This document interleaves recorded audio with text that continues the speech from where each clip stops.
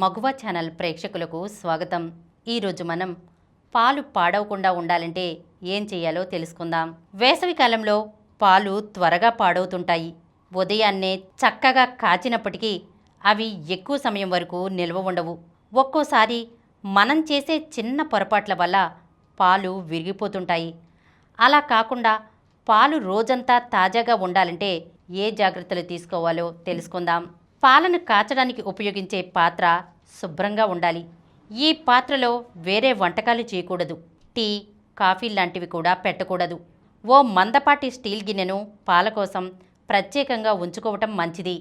ఉదయాన్నే తాజాగా తీసుకొచ్చిన పాలను చక్కగా కాచి చల్లార్చి ఫ్రిడ్జ్లో ఉంచితే రోజంతా నిల్వ ఉంటాయి. ప్యాకెట్ పాలను మాత్రం వాటిపై ఉండే తేదీ ప్రకారం ఉపయోగించుకోవాలి. ఇవి ఎక్కువ సమయం వరకు నిల్వ ఉండవు. ఒకసారి కాచిన తర్వాత అలాగే బయట ఉంచితే వాటిలో బ్యాక్టీరియా పెరిగి పాలు పాడవుతాయి. పాల పొంగు మీద కొంతమంది నీటి చుక్కలు చల్లుతుంటారు.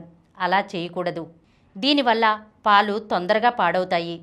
పాలు కాచిన వెంటనే మూత పెట్టేస్తూ ఉంటారు. దీనివల్ల మూత అడుగు భాగంలో ఆవిరి బిందువులు ఏర్పడి ఆ నీటి చుక్కలు పాలలో పడతాయి. దీనివల్ల కూడా పాలు చెడిపోయే అవకాశం ఉంటుంది. పాలు పూర్తిగా చల్లారిన తర్వాతే మూత పెట్టాలి.